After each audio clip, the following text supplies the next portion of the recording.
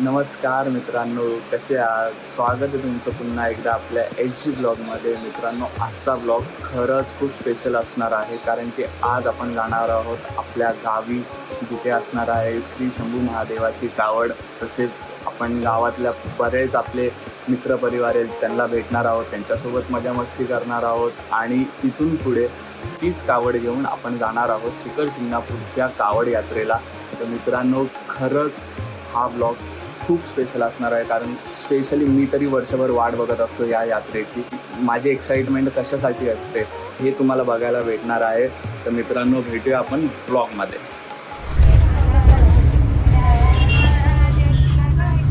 काही खतरनाक भजन चालू आहे. आजी दोन्ही आज्या चालल्या तुळजापूरला. भजन करत चाललंय. तुम्हाला मी दिसत नसेल, कदाचित त्यांचा आवाज पण येत नसेल. खतरनाक. आजींनी प्रवास बनवून टाकला आपला.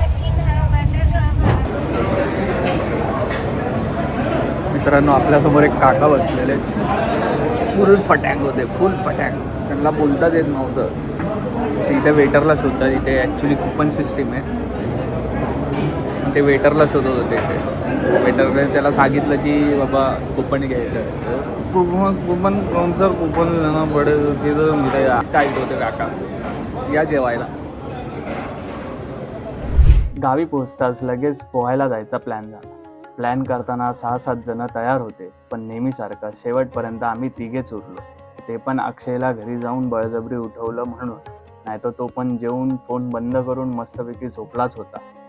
त्याचं कारण असं, कारण की त्याला नदीला पोहायला नव्हतं जायचं, तर त्याला विहिरीमध्ये पोहायला जायचं होतं. पण विहिरीत आम्ही पोहायला जाऊ शकत नव्हतो. याचं कारण तुम्हाला पुढे ब्लॉग बघितल्यावर समजेलच. काय रे, कुठे चाललंय? पोहायला नदीला. नदी आता सध्या आम्ही नदीला पोहायला चाललो आहे. आणि ज्याला कोणाला पोहायची इच्छा असेल त्याने आम्हाला पोहताना बघून घ्या. येऊ नका इथे डिस्टर्ब करा. आणि एक तास चाललेलं आहे. तुम्हाला जो काही नजारा बघायचा 1-2 मिनिटामध्ये तुम्हाला दिसतो. जवळ आलोय आता आम्ही. इथून जाऊ ना लगेच. 1-2 मिनिटं जास्त लागायचं. आजूबाजूच्या मोकळ्या वातावरणाचा आनंद घेत, शेती बघत आम्ही नदीच्या दिशेने पुढे सरकत होतो. आपण शहरात राहत असल्या कारणामुळे ही मोकळी हवा आणि शेतातील शांतता ही गावीच अनुभवायला भेटते. आणि त्यात आपले केदार शेठ स्वतः शेतकरी असल्यामुळे ते आपल्याला आजूबाजूच्या पिकांबद्दल सांगत होते, वेगवेगळ्या गोष्टी दाखवत होते, वेगवेगळी झाडं दाखवत होते. हे तुम्ही वातावरण बघू शकता. ही केळी आहे, तुम्हाला सांगतो. आता या केळीच्या झाडाला केळी लागली नाहीये, नाही तर तुम्हाला केळीच्या फाण्या दाखवल्या असत्या. आणि हा एक कणीस नाही, ही ज्वारी आहे. ही आंब्याची झाडं. हे गहू तयार झाले, रेडी झाले गहू. फक्त मशीन यायचं, ते काढून घ्यायचं, म्हणजे ते पोत्यामध्ये बघायला. ग्रामीण भागामध्ये तुम्ही म्हणता, ग्रामीण भागामध्ये लोक आहे ना खूप कष्ट करतात. त्यांची एक खासियत आहे. आणि दिवसभर किती कष्ट करतात. दुपारी 2 तास दुपारी 2-3 तास झोपतात एकदम. फोन बंद करून झोपतात. नाही, मोबाईल त्यांच्यासारखी लोक फोन बंद करून झोपतात. काय अडचण नाही, झोपायला कोण अडवत नाही तुम्हाला. किती केलं काय. आणि तुमच्यापेक्षा जास्त थोडं ऑर्गॅनिक आम्ही पौष्टिक खातो. गावातले लोक म्हणजे ग्रामीण भागातले गावरान मुंडे. गावरान मुंडे. फायनली आपण पोचलो आपल्या स्पॉटवर. केदारने हा स्पॉट निवडायचं कारण असं की मला पोहायला येत नाही, आणि सगळ्यात महत्त्वाची गोष्ट म्हणजे आपण आलोय यात्रेसाठी, तर कुठलीही दुखापत होऊ नये म्हणून केदारने सेफ साईडला नदी किनारचा स्पॉट निवडला. आणि सगळ्यात आधी केदारच पाण्यात उतरला. सोन्या माझा उघडा ब्लॉग बिलकुल नको येडे चाळे.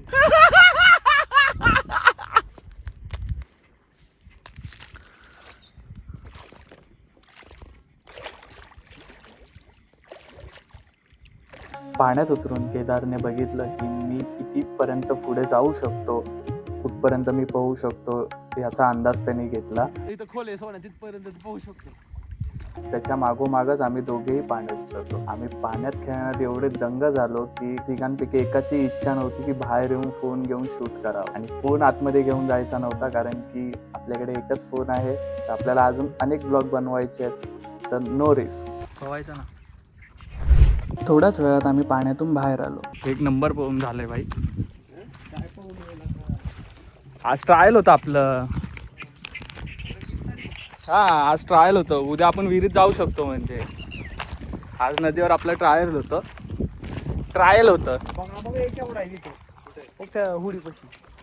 तेवढी साईज आहे त्याची.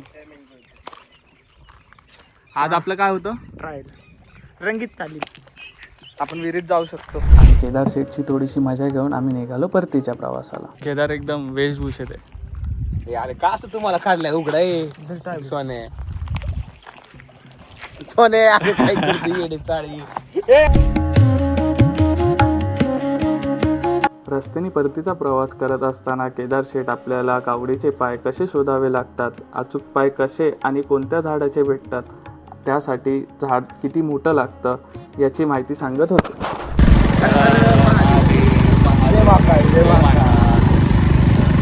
कसे असतात काय तुम्हाला सांगू का? आपली बाबळ दाखवायला नाही तुम्हाला. रामपेठ नावाची बाबळ असते. तेव्हा काटे पण असतात भरपूर. काटे पण भरपूर असतात त्याच्यावर. ती बाबळ अशी ग्रामीण भागामध्ये शोधावं लागते आणि त्याचा पाय तोडून आणावे लागतात. एकदम कर्व लागतो पाय असा त्याचा, पण स्ट्रेट लागतो पाय. आता समोर एक बाबळ आली. समोर एक बाबळ दिसते तुम्हाला. आपण जातोय एवढं काय का. घेर कमी करायला अडचण नाही. आपण कमी करू शकतो. मग ह्या जातीची बाबळ लागते. मोठं मोठं जावं लागतं, कर्व लागतं. पण ह्यात नाही येतो. हे लहान आहे बाबळ, खूप मोठी बाबळ आहे. पुढच्या वर्षी रेडी होईल याची. मी ट्यू नेक्स्ट इयर. अशा प्रकारे आता आपण कुठं कार्टन सोडले ना. आता इकडं आले वाघमारे वस्तीवर. अंदायची नाही तिथं, अंदायची नाही. पुढच्या महिन्यामध्ये यात्रा आहे. ह्या भागातले पण भरपूर लोक येतात. आता इथं बाबळ नाही दाखवायला. ह्या झाडा भागातले सगळे बाबळी वगैरे लोकांचे. आणि पाय पण भरपूर पाय म्हणजे फाटे असतात. वडापावचा गाडा बंद झाला इथला.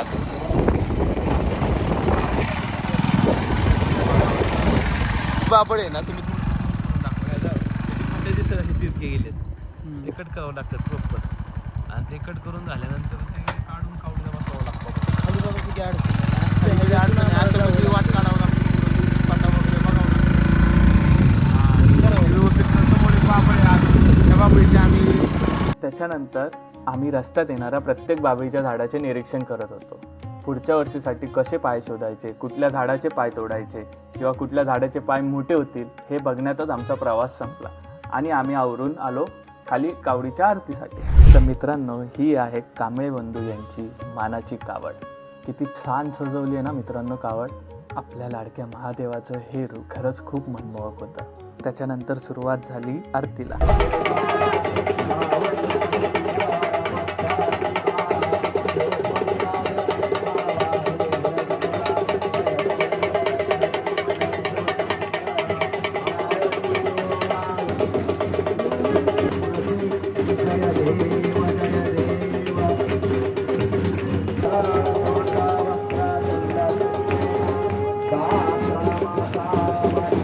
डमरू, शंख आणि हलगीच्या तालावर आरती संपली आणि मी गेलो आपल्या लाडक्या कावडीचा आशीर्वाद घ्यायला. मस्तपैकी इबीत लावून पाया पडून कावडीचा आशीर्वाद घेतला. आजचा दिवस खूप खास आहे कारण आजच्या दिवसाची वाट संपूर्ण गाव वर्षभर पाहत असतं. सर्व शिवभक्त आपल्या लाडक्या महादेवाला खांद्यावर घेऊन नाचण्यासाठी उत्सुक असतात आणि आजच्याच दिवशी कावडीच्या शिखर शिंगणापूरसाठी प्रस्थानही असतं आणि महाआरती सुद्धा असते. पण त्याआधी कावड पुन्हा एकदा सोडली जाते. हो, कावड पुन्हा सोडून त्याचे कपडे बदलले जातात, गंगावने धुतली जातात, हांडे आवळले जातात, पायटे बांधले जातात. ही तयारी शिखर शिंगणापूर यात्रेसाठी असते. या बांधणीचं वैशिष्ट्य असं की कावडीला कोणत्याही प्रकारचा खिळा किंवा हुक टोपलेले नसते. संपूर्ण बांधणी ही दोर आणि रस्सीवर केलेली असते. या सगळ्यात मी गेलो केदारच्या घरी तर बघितलं तर केदार आपला नंदी आणि शिवलिंग दूध बसला होता. सुमारे 12 किलो वजनाचा हा नंदी आणि 1.25 किलो चांदीचे हे शिवलिंग कावडीची एक वेगळीच शोभा वाढवतं.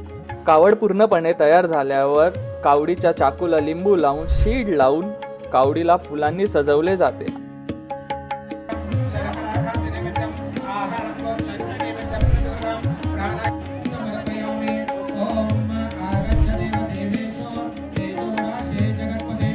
काही विघ्न नको किंवा कुठल्याही शिवभक्ताला दुखापत होऊ नये, संपूर्ण यात्रा निर्विघ्नपणे पार पडावी याच्यासाठी महाआरतीच्या आधी मोठ्या महादेवाचा अभिषेक करण्यात येतो व अभिषेक झाल्यानंतर आरतीला सुरुवात होते आणि त्यावेळी जे वातावरण असते ते तुम्ही स्वतः अनुभवा.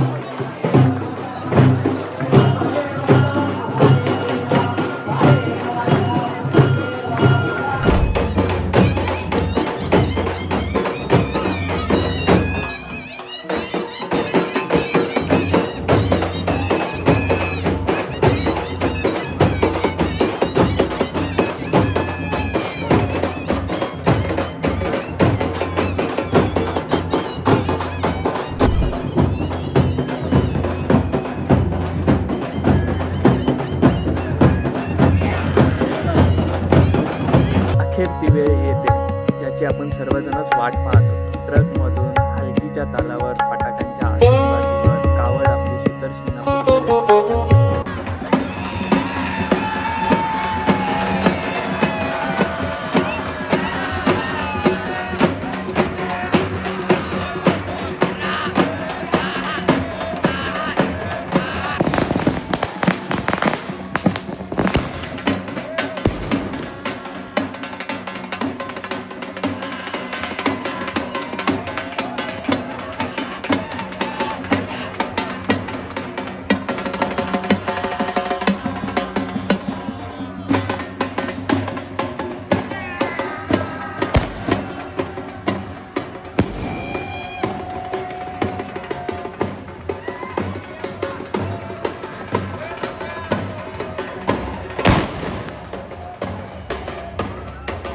आपल्याला पोचायला उशीर झाल्यामुळे शीड लावण्याच्या वेळी आपण आपल्या जागेवर पोचलो होतो.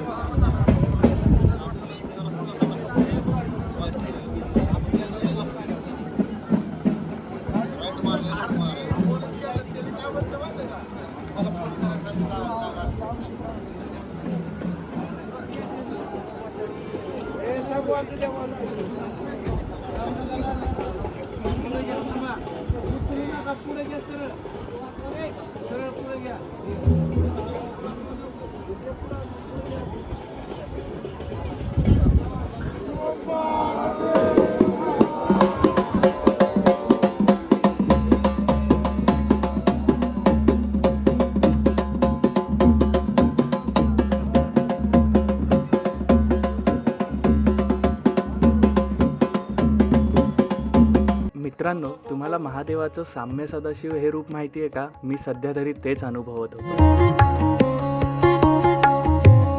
पोचल्यावर सर्व शिवभक्त आराम करत होते. नाश्ता बनत होता, तितक्यात चहा तयार झाला. अर्ध्या मुलांनी चहा टोस्ट खायला सुरुवात केली होती, तर काही जण पिठलं चपातीची वाट बघत बसले.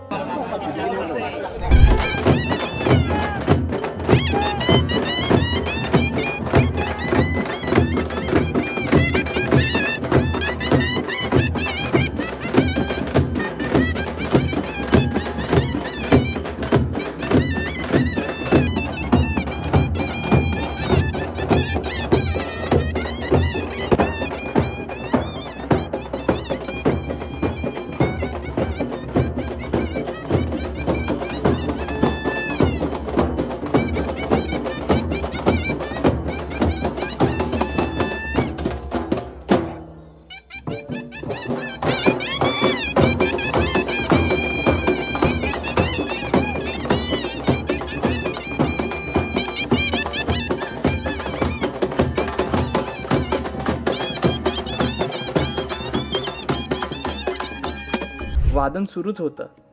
तेवढ्यात वल्ली आणि अक्षरने नेहमीसारखा एक नंबर काटा केला. काटा करणं म्हणजे काय तर एकट्याने संपूर्ण कावड उचलणे.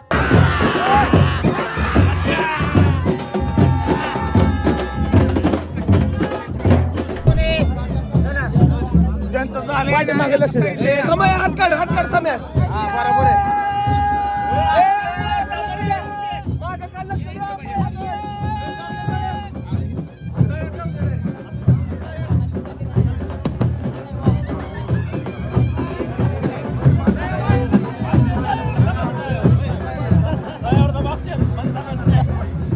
जागेजवळच असलेल्या गणपती मंदिराला कावड भेटवून कावड सरळ पुष्कर तलावाकडे मार्गस्थ होते.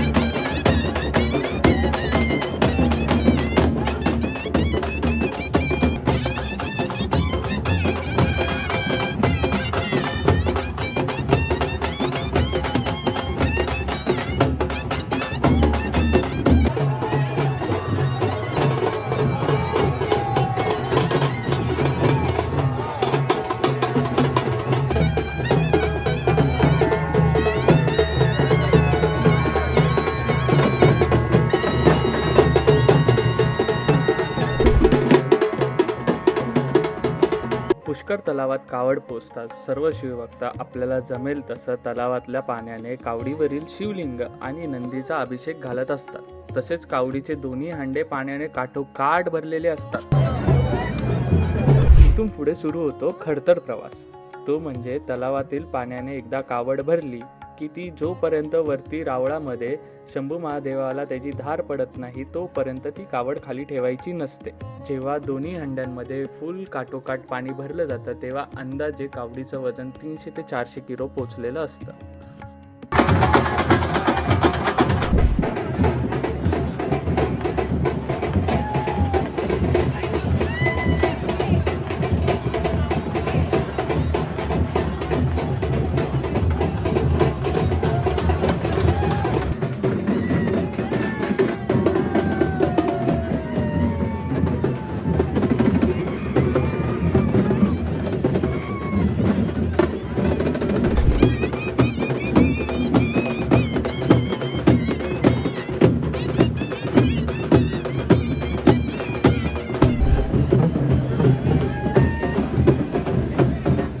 पुढे कावड आपल्या जुन्या जागेवर जिथे जुनं एस टी स्टँड होतं तिकडे येते.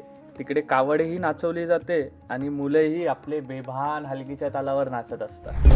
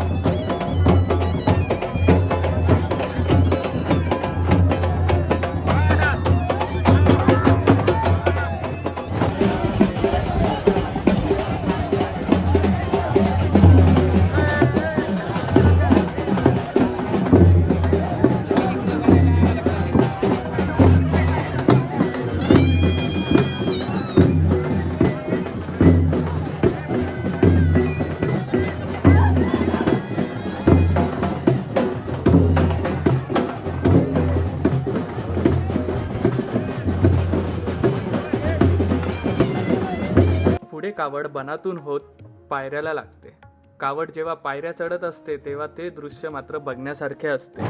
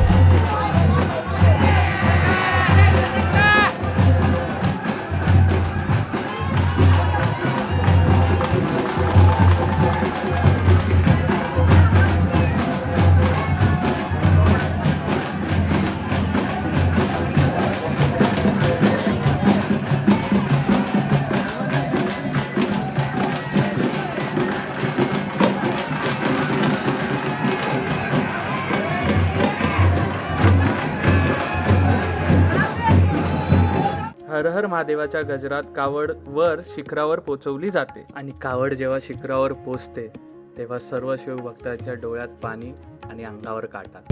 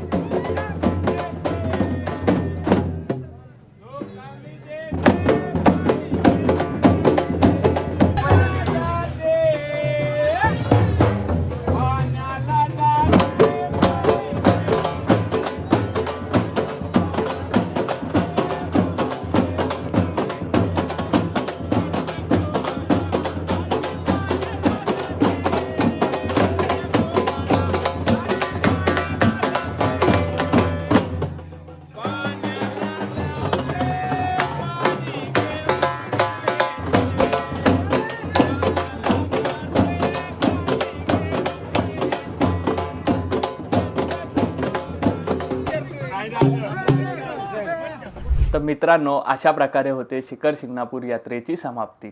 मित्रांनो, हा जर व्हिडिओ तुम्हाला आवडला असेल तर तुम्ही कमेंटमध्ये नक्की कळवा, जेणेकरून आपल्याला कांबळे बंधू कावड सोहळा मानाची कावड इंदापूर यांच्या कावडीवर आपल्याला इन डिटेल त्यांच्या इतिहासाबद्दल अजून एक व्हिडिओ बनवता येईल. तर मित्रांनो, हा व्लॉग जर तुम्हाला आवडला असेल तर आपल्या SG व्लॉग या चॅनलला लाईक, शेअर, कमेंट करा आणि सबस्क्राईब करायला विसरू नका. तर भेटूया मित्रांनो नेक्स्ट व्लॉगमध्ये.